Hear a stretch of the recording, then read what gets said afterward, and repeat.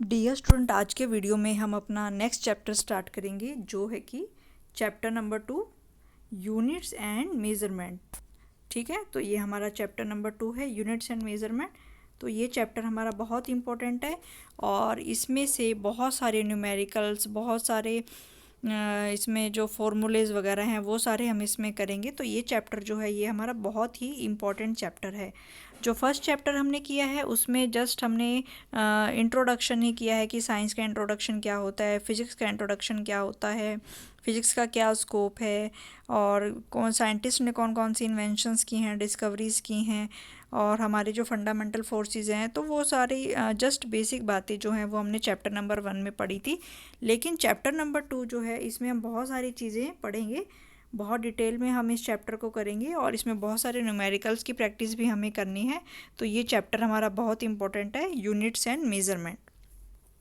तो इस चैप्टर में है क्या क्या हमारा, तो सबसे पहले हम इसमें इसके इंट्रोडक्शन के बारे में पढ़ेंगे। नेक्स्ट फिर हम इसमें इंटरनेशनल सिस्टम ऑफ यूनिट्स के बारे में पढ़ेंगे कि इंटरनेशनली हम कौन सा सिस्टम ऑफ यूनिट्स इस्तेमाल करते हैं। फिर नेक्स्ट हम देखेंगे मेज़रमेंट ऑफ लेंथ, लेंथ के मेज़रमेंट के कौन कौन से मेथड होते हैं। फिर हम देखेंगे मेज़रमेंट ऑफ मास, मास के मेज़रमेंट के कौन कौन से मेथड हैं। मेज़रमेंट ऑफ टाइम, ये हम कैसे करते हैं। इसके बाद फिर हम देखेंगे accuracy, precision and instrumental error in the measurement, यानी कि जो भी हम कोई भी रीडिंग ले रहे हैं, कोई भी प्रैक्टिकल कर रहे हैं, उसमें अगर हम कोई भी रीडिंग लेते हैं तो उसमें कौन कौन सी एरर्स आ सकती हैं, वो जो है इंस्ट्रूमेंट से रिलेटेड हो सकती हैं या बाय चांस एरर भी हो सकती हैं। फिर इसमें हम पढ़ेंगे कि एक्यूरेसी क्या होती है, प्रिसीजन क्या होता है। तो ये सारी डिटेल हम इसमें करेंगे। इसके बाद नेक्स्ट इसमें हम पढ़ेंगे सिग्निफिकेंट फिगर्स क्या होते हैं, इसके भी बहुत सारे एग्जांपल्स हम करेंगे। और फिर सबसे ज़्यादा इम्पोर्टेंट जो हमारा आता है वो है डायमेंशंस ऑफ फिज़िकल क्वांटिटीज़, कि जो हमारी फ़िज़िकल क्वांटिटीज़ होती हैं उनके डायमेंशंस क्या होते हैं। फिर हम देखेंगे डायमेंशन फॉर्मूले क्या होते हैं और डायमेंशन इक्वेशंस क्या होती हैं। और सबसे लास्ट में हम देखेंगे कि डायमेंशन एनालिसिस की कौन कौन सी एप्लीकेशंस होती हैं, यानी कि इसकी जो 3 मेन एप्लीकेशंस हैं वो सारी हम इसमें स्टडी करेंगे। तो let us start this chapter. तो इंट्रोडक्शन है measurement of any physical quantity. Measurement of any physical quantity involves comparison with a certain basic, arbitrary chosen, internationally accepted reference standard called unit। किसी भी physics में दिया हुआ है कि किसी भी फिजिकल क्वांटिटी को, इसमें दिया हुआ है कि भाई किसी भी फिजिकल क्वांटिटी को मेज़र करने के लिए हमें क्या करना पड़ता है, उसको एक स्टैंडर्ड के साथ में कंपेयर करना पड़ता है। इसी को ही हम क्या कहते हैं, यूनिट कहते हैं। फिर इसमें नेक्स्ट इसमें गिवन है the result of measurement of a physical quantity is expressed by A number of unit although there are number of physical quantities appears to be very large, we need only a limited number of units for expressing all the physical quantities since they are interrelated with one another. The units for the fundamental base units are called fundamental and base units, and units of other physical quantities can be expressed as the combination of base quantities are called as the derived unit. A complete set of these units, both base unit and derived unit, is called system of units। तो इसमें सबसे पहले हम देखेंगे कि physical quantity क्या होती है। तो इस वाले चैप्टर में सबसे पहले जो वर्ड हमें देखना है वो है कि फिज़िकल क्वांटिटी क्या होती है। सबसे पहले इसमें जो वर्ड है हमारा वो है फिज़िकल क्वांटिटी। इस चैप्टर में जो सबसे मेन वर्ड हमने देखा है वो है फिज़िकल क्वांटिटी क्या होती है। तो फिज़िकल क्वांटिटी क्या होती है, ऐसी क्वांटिटी जिसको हम मेज़र कर सकते हैं उसी को ही हम फिज़िकल क्वांटिटी कहते हैं। फिज़िकल क्वांटिटी का मतलब ऐसी क्वांटिटी जिसको हम मेज़र कर सकते हैं, जिसको हम माप सकते हैं, उसे हम फिज़िकल क्वांटिटी कहते हैं। तो क्या आप बता सकते हो ऐसी फिजिकल क्वांटिटी के बारे में, ऐसी कोई चीज़ जिसे आप नाप सकते हो? तो हम देखते हैं कि हाँ, अगर हम अपनी बॉडी का टेम्परेचर नापना चाहें तो हम अपनी बॉडी के टेम्परेचर को नाप सकते हैं। तो ये टेम्परेचर भी क्या हो गया, ये टेम्परेचर भी हमारा एक फ़िज़िकल क्वांटिटी हो गई। अगर हम किसी भी वर्क डन को नापना चाहते हैं, वर्क डन को भी हम क्या कर सकते हैं, नाप सकते हैं। किसी भी चीज़ की अगर हम एनर्जी को नापना चाहते हैं तो एनर्जी को भी हम नाप सकते हैं। तो ये सारी ऐसी चीज़ें जिनको हम, तो ऐसी क्वांटिटीज़ जिसको हम मेज़र कर सकते हैं, जिसको हम माप सकते हैं, उसको हम क्या कहते हैं, फिज़िकल क्वांटिटी कहते हैं। ऐसी क्वांटिटी जिसको हम नाप सकते हैं उसको हम क्या कहते हैं, फिज़िकल क्वांटिटी कहते हैं। ठीक है, तो फिज़िकल क्वांटिटी में ऐसी सारी चीज़ें आ गई जिसको हम मेज़र कर सकते हैं। तो अगर हम इसमें और कौन कौन सी आ सकती हैं, तो अगर हम कहें कि हमारा मास कितना है तो मास को हम मेज़र कर सकते हैं। अगर मैं कहूँ कि इस कमरे की लेंथ कितनी है तो वो लेंथ भी आप मेज़र कर सकते हो। अगर मैं कहूँ कि अभी टाइम कितना हुआ है तो टाइम भी आप मेज़र कर सकते हो। तो ऐसी सारी चीज़ें जिसको आप मेज़र कर सकते हो, जिसको हम मेज़र कर सकते हैं, उसे हम क्या कहते हैं, फिज़िकल क्वांटिटी। ठीक है, तो उसको हम कहते हैं फिज़िकल क्वांटिटी। इसके बाद है कि फ़िज़िकल क्वांटिटी जो होती हैं वो दो टाइप की होती हैं। ठीक है, जो हमारी फ़िज़िकल क्वांटिटी होती हैं, जो हमारी फ़िज़िकल क्वांटिटी होती हैं वो टू टाइप्स की होती है। एक होती है हमारी फंडामेंटल, एक क्वांटिटी होती है हमारी फंडामेंटल फ़िज़िकल क्वांटिटी, और दूसरी होती है हमारी डिराइव्ड फ़िज़िकल क्वांटिटी। तो जो हमारी, अभी हमने देखा कि फ़िज़िकल क्वांटिटी क्या होती है, तो ऐसी क्वांटिटी जिसको हम मेज़र कर सकते हैं उसको हम क्या कहते हैं, फ़िज़िकल क्वांटिटी कहते हैं। फिर हमने देखा कि फ़िज़िकल क्वांटिटी जो होती हैं ये दो टाइप की होती हैं। एक होती है हमारी फंडामेंटल फ़िज़िकल क्वांटिटी और एक होती है हमारी डिराइव्ड फ़िज़िकल क्वांटिटी। तो सबसे पहले हम देखते हैं कि फंडामेंटल में कौन कौन सी आएंगी। ठीक है, तो फंडामेंटल में कौन कौन सी आती हैं, फंडामेंटल फ़िज़िकल क्वांटिटीज़ कौन सी होती हैं, इसमें वे फ़िज़िकल क्वांटिटी आती हैं जो कि बिल्कुल बेसिक होती हैं, बिल्कुल बेसिक होती हैं। और बिल्कुल बेसिक जो हमारी क्वांटिटीज़ होती हैं वो होती हैं हमारी 3। यानी कि ये जो फंडामेंटल क्वांटिटी हैं ये हमारी इनका नंबर कितना है, ये हमारी 3 होती हैं। तो कौन कौन सी होती हैं, नंबर 1 कौन कौन सी होती हैं ये फंडामेंटल क्वांटिटी, नंबर 1 हमारा मास। तो ये जो मास है ये हमारी एक फंडामेंटल फ़िज़िकल क्वांटिटी है। नंबर 2 है हमारी लेंथ, नंबर 2 है लेंथ, एंड नंबर 3 है टाइम। तो ये तीनों क्या हैं, ये तीनों हमारी फंडामेंटल फ़िज़िकल क्वांटिटी हैं। तो ये बिल्कुल बेसिक है। ठीक है, तो मास जो है ये हमारी फंडामेंटल फ़िज़िकल क्वांटिटी है, लेंथ जो है ये हमारी फंडामेंटल फ़िज़िकल क्वांटिटी है, और टाइम जो है ये हमारी फंडामेंटल फ़िज़िकल क्वांटिटी है। तो मास को भी हम मेज़र कर सकते हैं, लेंथ को भी हम मेज़र कर सकते हैं, और टाइम को भी हम मेज़र कर सकते हैं। तो ये हमारी 3 फंडामेंटल फ़िज़िकल क्वांटिटी होती हैं। इसके बाद नेक्स्ट है, नेक्स्ट जो फिज़िकल क्वांटिटी होती है वो कौन सी होती है, डिराइव्ड। ठीक है, नेक्स्ट फिज़िकल क्वांटिटी कौन सी होती है, डिराइव्ड फिज़िकल क्वांटिटी। तो डिराइव्ड फिज़िकल क्वांटिटी क्या होती है, यानी कि ऐसी फिज़िकल क्वांटिटी जिनको हम फंडामेंटल क्वांटिटी से डिराइव करते हैं। यानी कि ये वाली जो डिराइव्ड का मतलब क्या है कि किसी भी चीज़ से डिराइव करना, यानी कि ये वाली जो यूनिट होती हैं इनको हम किससे निकालते हैं, इसको निकालने के लिए हम किसका यूज़ करते हैं, इसको निकालने के लिए हम फंडामेंटल क्वांटिटी का यूज़ करते हैं। ठीक है, या तो फंडामेंटल क्वांटिटीज़ को मल्टीप्लाई करके या उनको डिवाइड करके हम क्या करते हैं, कोई भी फॉर्मूला निकालते हैं।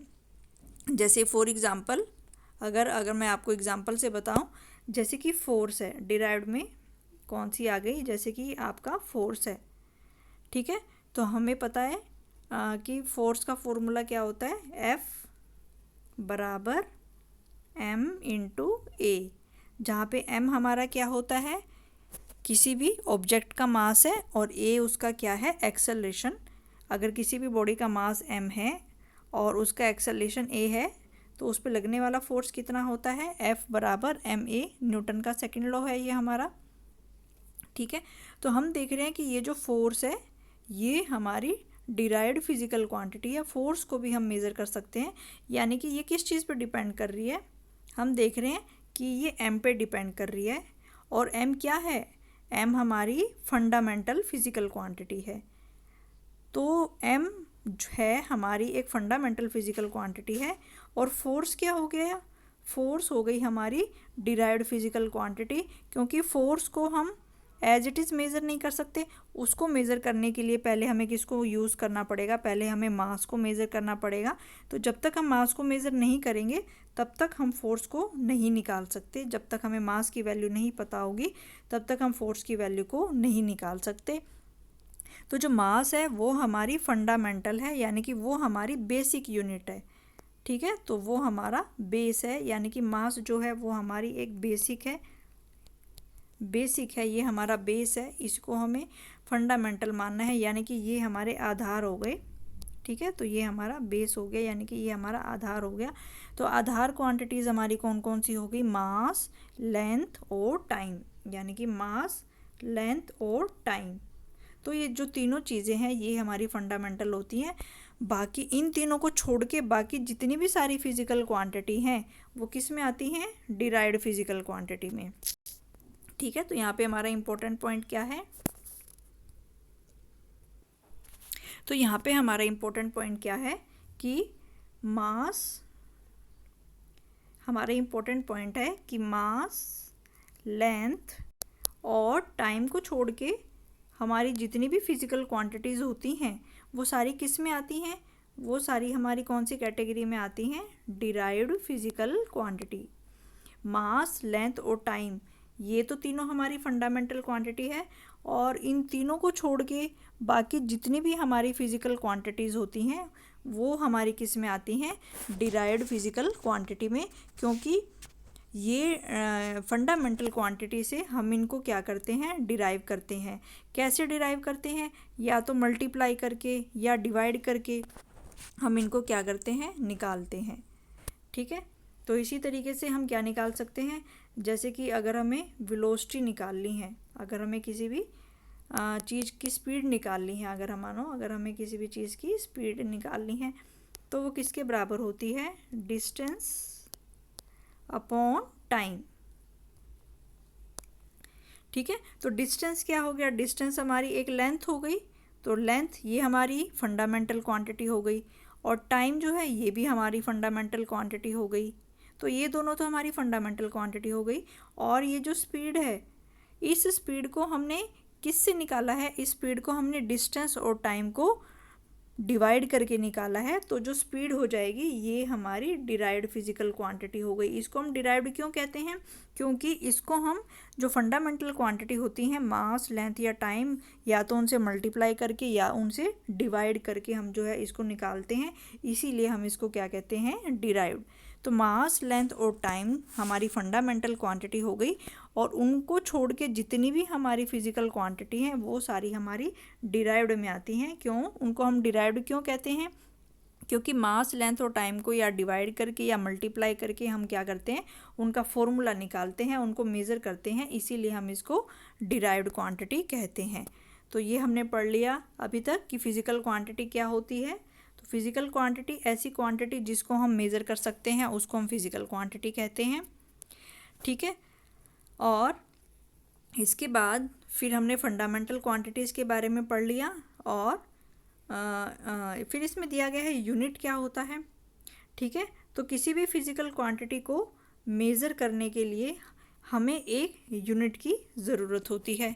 किसी भी फिजिकल क्वांटिटी को मेज़र करने के लिए हमें एक यूनिट की ज़रूरत होती है, और इसीलिए हम इसे क्या कहते हैं, यूनिट कहते हैं। ठीक है, तो किसी जैसे कि हमें अगर जैसे कि अभी हमने देखा कि अगर हमें मास को मेज़र करना है तो मास को हमेशा हम किस में मेज़र करते हैं, किलोग्राम में मेज़र करते हैं। मास को मेज़र करने के लिए हम कौन सा यूनिट इस्तेमाल करते हैं, यूनिट का मतलब होता है उसका मात्रक। यूनिट का मतलब है किसी भी चीज़ को मेज़र करने के लिए हम उसके एक मात्रक का यूज़ करते हैं, यानी कि हमेशा मास को हम किस में मेज़र करेंगे, हमेशा हम मास को किस में मेज़र करते हैं, किलोग्राम में मेज़र करते हैं। अगर हमारे पास लेंथ है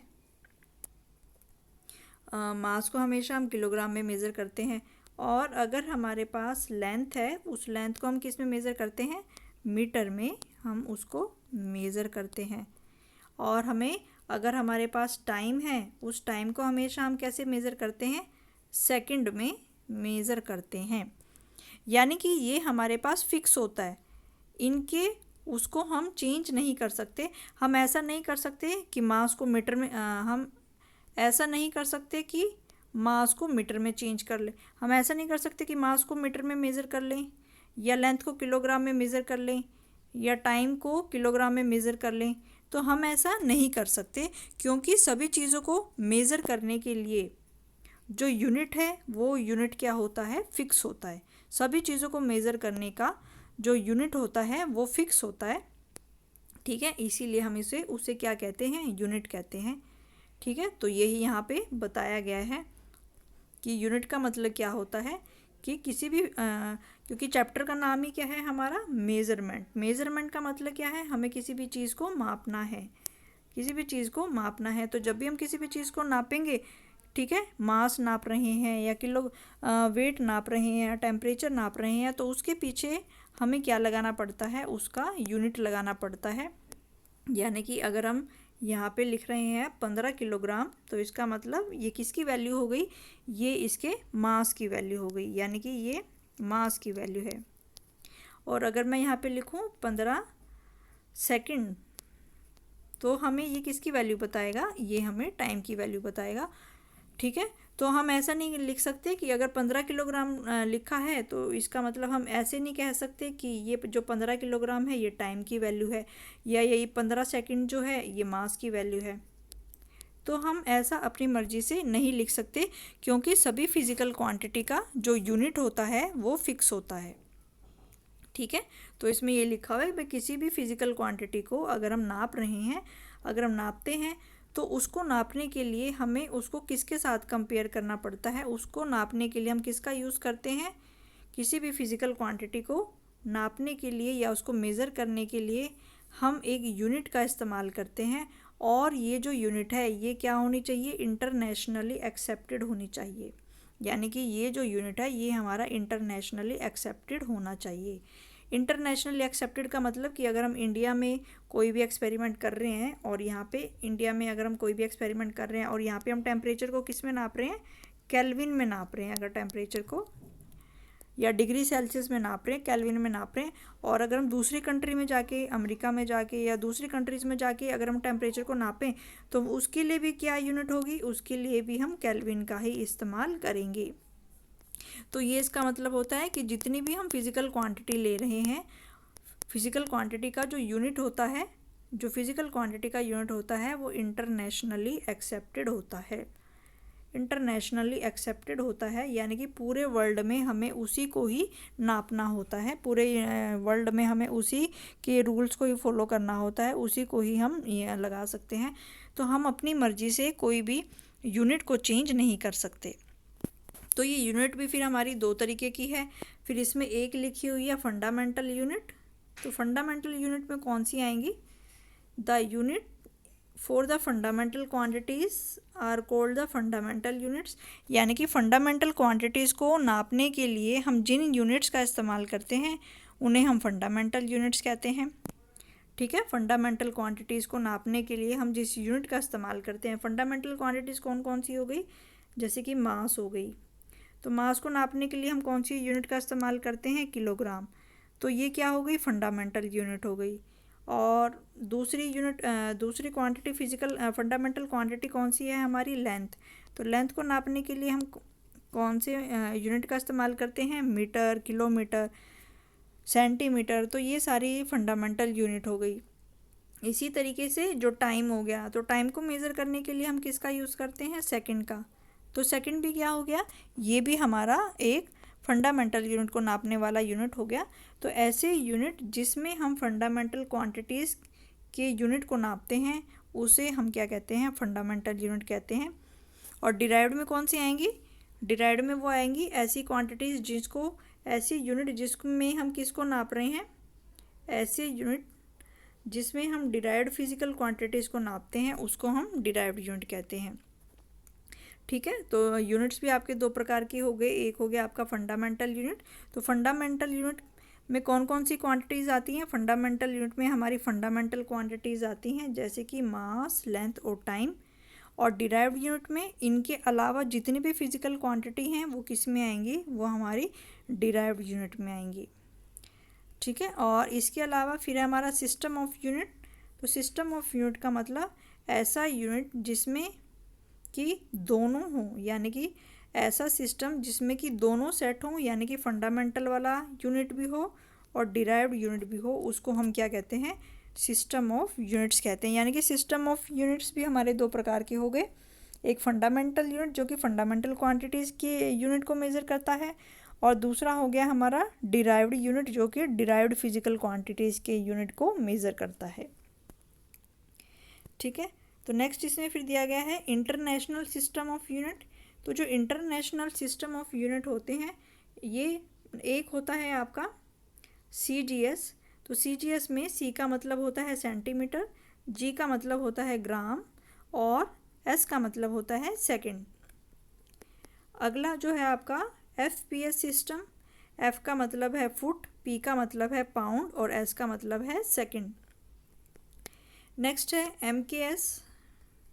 MKS में हमारा MKS में M का मतलब मीटर, K मीन्स किलोग्राम और S मीन्स सेकंड। तो ये था हमारा इंटरनेशनल सिस्टम ऑफ यूनिट की इंटरनेशनली हम कौन से सिस्टम ऑफ यूनिट का इस्तेमाल करते हैं। तो यहाँ पे हम 3 सिस्टम इस्तेमाल किए जाते हैं इंटरनेशनली। एक है हमारा CGS सिस्टम, एक है हमारा FPS सिस्टम जो कि ब्रिटिश सिस्टम है, और तीसरा है हमारा MKS सिस्टम। तो डियर स्टूडेंट, आज के वीडियो में हमने अपना सेकंड चैप्टर कंटिन्यू किया है, यूनिट्स एंड मेजरमेंट। तो इसमें सबसे पहले हमने देखा कि फिजिकल क्वांटिटी क्या होती है। ठीक है, तो अब हमने बताया कि फिजिकल क्वांटिटी क्या होती है। Any quantity that can be measured is called physical quantity. तो ऐसी क्वांटिटी जिसको हम मेज़र कर सकते हैं उसको हम फिजिकल क्वांटिटी कहते हैं। तो यहाँ पे बहुत सारे एग्जांपल लिखे हुए हैं, जैसे कि मास को हम मेज़र कर सकते हैं, लेंथ को, लंबाई को हम मेज़र कर सकते हैं, टाइम को हम मेज़र कर सकते हैं, पावर, टेम्परेचर, एनर्जी, ठीक है, वर्क डन, टेम्परेचर। तो ये सारी चीज़ें किसी भी ऐसी क्वांटिटी जिसको हम नाप सकते हैं, जिसको मेज़र कर सकते हैं, उसको हम क्या कहते हैं? उसको हम फिज़िकल क्वांटिटी कहते हैं। फिर हमने देखा कि जो फिज़िकल क्वांटिटी है वो 2 टाइप की होती है। नंबर 1 है हमारी फंडामेंटल फिज़िकल क्वांटिटी। नंबर 1 है हमारी फंडामेंटल फिज़िकल क्वांटिटी। तो फंडामेंटल फिज़िकल क्वांटिटी में हमारे यहाँ पे 3 क्वांटिटीज़ आती हैं। कौन कौन सी? एक आती है हमारी मास। फंडामेंटल क्वांटिटी में कौन कौन सी आती है? पहली क्वांटिटी है हमारी मास, दूसरी क्वांटिटी है हमारी लेंथ, और तीसरी फंडामेंटल क्वांटिटी है हमारी टाइम। तो ये तीनों जो होती हैं ये हमारी फंडामेंटल क्वांटिटी होती हैं। नेक्स्ट है फिर नेक्स्ट इसमें है डिराइव्ड क्वांटिटी। अभी हमने पढ़ा फिजिकल क्वांटिटी क्या होती है, फिर हमने देखा फंडामेंटल फिजिकल क्वांटिटी क्या होती है, और अब हम देख रहे हैं डिराइव्ड फिजिकल क्वांटिटी क्या होती है। Those quantities which are obtained from the fundamental physical quantity either by multiplying and dividing. तो ऐसी फिजिकल क्वांटिटी जिसको हम फंडामेंटल क्वांटिटी से निकालते हैं, या तो उनको मल्टीप्लाई करके या उनको डिवाइड करके। जैसे हमने देखा कि अगर हमें स्पीड निकालना है तो हमने डिस्टेंस को और टाइम को डिवाइड किया, तो डिस्टेंस को हम लेंथ भी लिख सकते हैं, तो दोनों को डिवाइड किया। तो इस तरीके से या तो किसी चीज़ को मल्टीप्लाई करके या डिवाइड करके हम फंडामेंटल क्वांटिटी से हम जिनको निकालते हैं उनको हम क्या कहते हैं? डिराइव्ड यूनिट कहते हैं। ठीक है, तो those quantities which are obtained from physical quantities, ऐसी क्वांटिटीज़ जिसको हम फंडामेंटल क्वांटिटी से निकालते हैं उसको हम डिराइव्ड क्वांटिटीज़ कहते हैं। तो इसमें कौन कौन से आगे, जैसे कि यहाँ पे लिखे हुए हैं आपके फोर्स हो गया, पावर हो गया, एनर्जी हो गई। ठीक है, तो जो आपका फोर्स हो गया,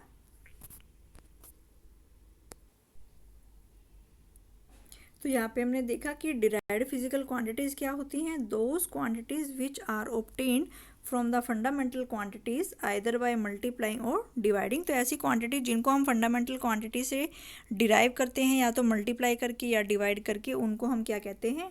डिराइव्ड क्वांटिटीज़ कहते हैं। इसमें कौन कौन सी आ सकती हैं? इसमें फोर्स आ सकती है, एनर्जी आ सकती है, फोर्स आ सकती है, पावर आ सकती है, ठीक है। तो ये सारी आएंगी आपकी, यानी कि मास, लेंथ और टाइम को छोड़ के जितनी भी हमारी फिजिकल क्वांटिटी हैं वो हमारी किस में आएंगी? डिराइव्ड यूनिट में आएंगी। तो नेक्स्ट इसमें फिर है यूनिट क्या है? Measurement of any physical quantity involves comparison with internationally accepted reference standard unit is called unit. यानी कि अगर हमें किसी भी फिजिकल क्वांटिटी को मेज़र करना है तो किसी भी फिजिकल क्वांटिटी को मेज़र करने के लिए हमें एक कंपैरिजन करना पड़ता है। किसके लिए? उसके लिए हम जिस यूनिट का इस्तेमाल करते हैं वो क्या होनी चाहिए? इंटरनेशनली एक्सेप्टेड होनी चाहिए, रेफरेंस होनी चाहिए और स्टैंडर्ड होनी चाहिए। उसे ही हम क्या कहते हैं? यूनिट। यानी कि किसी भी फिजिकल क्वांटिटी को मेज़र करने के लिए हम जिस यूनिट का इस्तेमाल करते हैं उसे ही हम उसका यूनिट कहते हैं। जैसे मास के लिए हम किसका यूज़ कर रहे हैं? किलोग्राम का। टाइम के लिए हम किसका यूज़ कर रहे हैं? सेकंड का। टेम्परेचर के लिए हम किसका यूज़ कर रहे हैं? केल्विन का। ठीक है। तो किसी भी चीज़ को मेज़र करने के लिए जो हम यूनिट इस्तेमाल करते हैं, स्टैंडर्ड, इंटरनेशनली एक्सेप्टेड, रेफरेंस का इस्तेमाल करते हैं, उसे ही हम क्या कहते हैं? यूनिट कहते हैं। फिर हमने यहाँ पे बताया कि जो हमारी फंडामेंटल यूनिट कौन सी आएंगी? फंडामेंटल में कौन सी आएंगी? फंडामेंटल में कौन सी यूनिट आएंगी? Units for fundamental physical quantity are called fundamental unit. ठीक है। तो फंडामेंटल फिजिकल क्वांटिटीज़ के लिए हम जिस यूनिट का इस्तेमाल करते हैं उसको हम क्या कहते हैं? फंडामेंटल यूनिट्स कहते हैं। फंडामेंटल फिजिकल क्वांटिटीज़ यानी कि मास, लेंथ और टाइम के लिए हम जो भी यूनिट्स का इस्तेमाल करते हैं उसको हम फंडामेंटल यूनिट कहेंगे। इसके बाद नेक्स्ट है डिराइव्ड यूनिट। क्या होंगी? Units for derived physical quantity और कॉल्ड डिराइव्ड यूनिट्स। यानी कि डिराइव्ड यूनिट के लिए हम डिराइव्ड फिजिकल क्वांटिटी के लिए हम जिन यूनिट्स का इस्तेमाल करेंगे उसको हम क्या कहेंगे? डिराइव्ड यूनिट्स कहेंगे। ठीक है। तो फंडामेंटल क्वांटिटीज़ के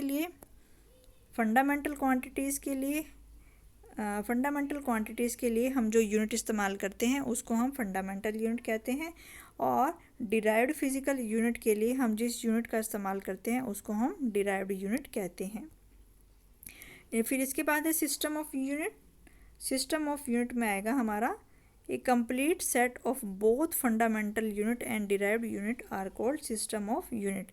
यानी कि सिस्टम ऑफ यूनिट में हमारे दोनों यूनिट आ जाएंगे, फंडामेंटल यूनिट और डिराइव्ड यूनिट दोनों को। अगर हम दोनों का सेट ले लें तो उसको हम क्या कहते हैं? सिस्टम ऑफ यूनिट्स कहते हैं।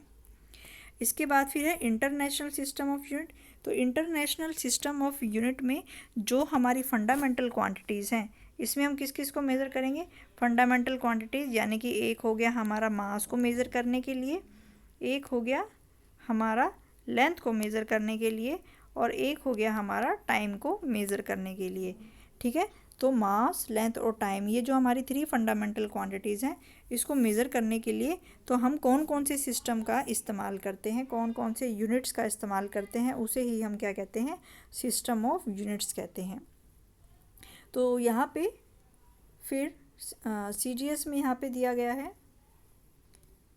तो CGS में कौन कौन सा होता है? यहाँ पे अगर हम यहाँ पे लिखें CGS, तो C का मतलब होता है सेंटीमीटर, G का मतलब होता है ग्राम, और S का मतलब होता है सेकंड। ठीक है। यानी कि ये जो सेंटीमीटर है ये किसके लिए है? ये लेंथ के लिए हो गया। सेंटीमीटर जो हो गया ये लेंथ के लिए हो गया, ग्राम जो है ये मास के लिए हो गया, और सेकंड जो है ये टाइम के लिए हो गया। तो यानी कि तीनों फंडामेंटल क्वांटिटी को हम CGS का मतलब है कि जब लेंथ को हम सेंटीमीटर में मेज़र करें, मास को ग्राम में मेज़र करें और टाइम को सेकंड में मेज़र करें, तो उस सिस्टम ऑफ यूनिट को हम क्या कहेंगे? CGS system. तो CGS सिस्टम का मतलब कि मास को किस में मेज़र करें? मास को हम किस में मेज़र करें? इसमें फंडामेंटल CGS का मतलब कि मास को हम किस से मेज़र कर रहे हैं? ग्राम में। लेंथ को हम किस से मेज़र कर रहे हैं? सेंटीमीटर में। और टाइम को किस से मेज़र कर रहे हैं? सेकंड में।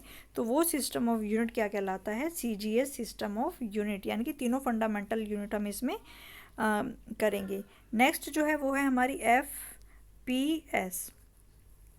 तो F का मतलब होता है यहाँ पे, यानी कि इसमें जो लंबाई है उसको हम किस से मेज़र करते हैं? फुट में। यानी कि इसमें जो लेंथ है, लंबाई है उसको हम फुट में मेज़र करते हैं, जो मास है उसको हम पाउंड में मेज़र करते हैं, और टाइम को हम किससे मेज़र करते हैं, सेकंड में। तो ये वाला जो सिस्टम ऑफ यूनिट है इसको हम क्या कहते हैं, FPS सिस्टम ऑफ यूनिट कहते हैं। तो ये हमारा FPS सिस्टम ऑफ यूनिट हो गया, लंबाई को फुट में, मास को पाउंड में और टाइम को सेकंड में। लास्ट है हमारा इसमें MKS। MKS का मतलब कि जो हमारी लेंथ है, जो हमारी लंबाई है उसको हम किससे मेज़र करेंगे, लंबाई को हम मीटर में मेज़र करेंगे, मास को हम किलोग्राम में मेज़र करेंगे और टाइम को हम सेकंड में मेज़र करेंगे। तो जब हम ये वाला सिस्टम यूज़ करते हैं तो उसको हम क्या कहते हैं, MKS सिस्टम ऑफ यूनिट्स। तो डियर स्टूडेंट, ये थे हमारे आज के 3 सिस्टम ऑफ यूनिट। तो पहला सिस्टम था हमारा CGS सिस्टम। CGS का मतलब सेंटीमीटर ग्राम सेकंड। CGS का मतलब हो गया सेंटीमीटर ग्राम सेकंड। FPS का मतलब हो गया फुट पाउंड सेकंड, और MKS का मतलब हो गया मीटर किलोग्राम सेकंड। तो ये थे हमारे। तो आज के वीडियो में हम इतना डिस्कस करेंगे। तो आज हमने देखा फिजिकल क्वांटिटी क्या होती है, जिसे हम मेज़र कर सकते हैं, उसे हम फिजिकल क्वांटिटी कहते हैं। फिर हमने देखा फिजिकल क्वांटिटी हमारी 2 टाइप की होती है, एक होती है फंडामेंटल जो कि होती है मास, लेंथ और टाइम, और इनको छोड़ के जितनी भी फिजिकल क्वांटिटी होती हैं वो हमारी डिराइव्ड फिजिकल क्वांटिटी होती है। फिर यूनिट है कि किसी भी फंडामेंटल क्वांटिटी को मेज़र करने के लिए हम इंटरनेशनली एक्सेप्टेड यूनिट का इस्तेमाल करते हैं, और फंडामेंटल क्वांटिटी को मेज़र करने के लिए जो यूनिट होती हैं उनको फंडामेंटल यूनिट कहते हैं। डिराइव्ड फिजिकल क्वांटिटी को मेज़र करने के लिए जो यूनिट होती है उसको हम डिराइव्ड यूनिट कहते हैं। और सिस्टम ऑफ यूनिट जो हैं वो हमारे 3 टाइप के हैं, एक है हमारा CGS सिस्टम, एक है हमारा FPS सिस्टम, और एक है हमारा MKS सिस्टम। आई होप सभी को आज अच्छे से समझ में आया होगा। Thank you.